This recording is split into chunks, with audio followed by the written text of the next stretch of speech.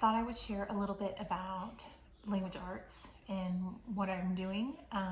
If you've been following me for a while, you know that I do our own language arts.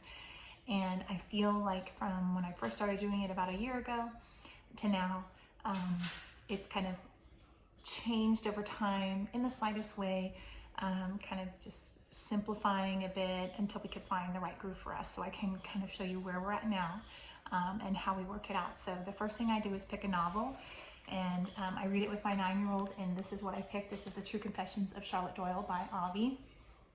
And my goal is to read a chapter a day. So we are only reading right now during our school day. She reads her own personal choice book at night. And so her goal for this book is a chapter a day. And the other goal is that after each chapter, she will narrate it to me. So my job is I try to keep up with her and make sure that we're on, or she's not ahead of me, so that when she talks about it, I can kind of, just have conversation about the book. What do you think about this character? Or what do you think is going to happen next? Or things like that. I'm not following any type of comprehension worksheet or anything. We just talk about the books. So every day she's reading a chapter and narrating to me in some way. So to simplify, I kind of made up a little schedule of what I hope to accomplish in the week, and I will show you what that is really quick. So this is her schedule here, and the language arts consists of copy work and whatever's in this box right here. So you can see today she narrated to me, and then we looked at spelling and vocab from her passage in her copy work, and I'll explain that more in a minute.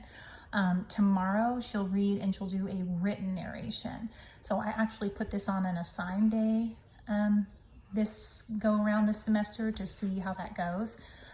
We were doing most of our written narrations in history, but I really wanted her to have one from the books that she was reading on her own. Wednesday is our light day, so she's just reading a chapter and narrating.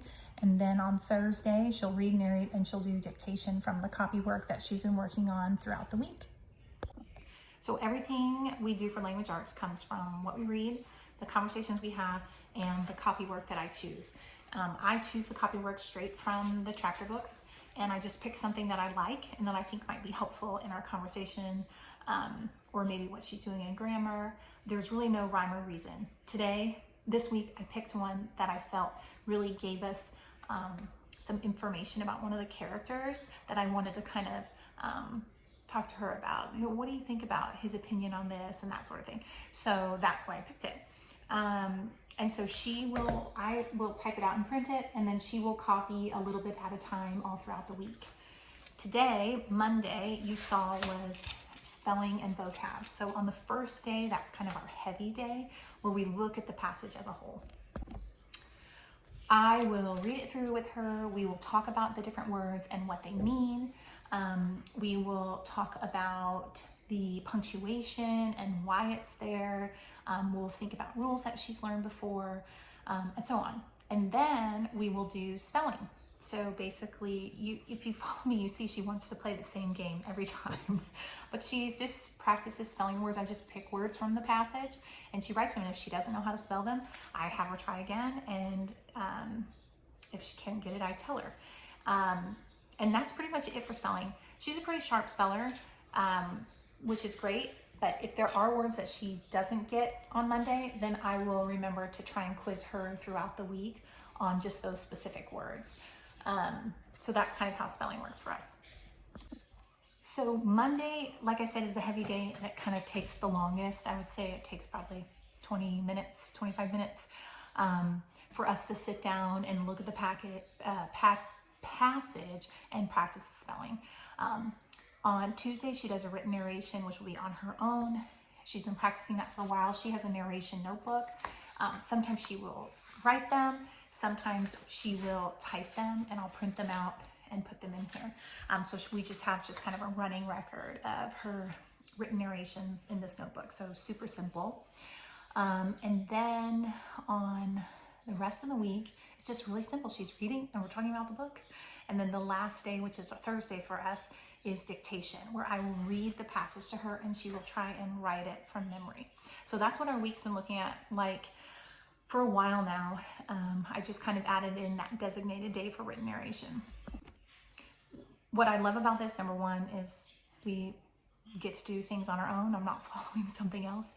But number two, the pattern of doing certain things on a certain day has really helped us have a good flow and be able to check things off a bit easier. So that's been going really well. I also decided to track her novel in my monthly planning chart that I make for her. So I have on here, if you've seen this before, but I have the chapter I want to do, and then I'll write like spelling and vocab, written narration, and dictation. And like I said, this is just a guide, but I did this because I needed to know when we would possibly finish the book, knowing that we were aiming for a chapter a day.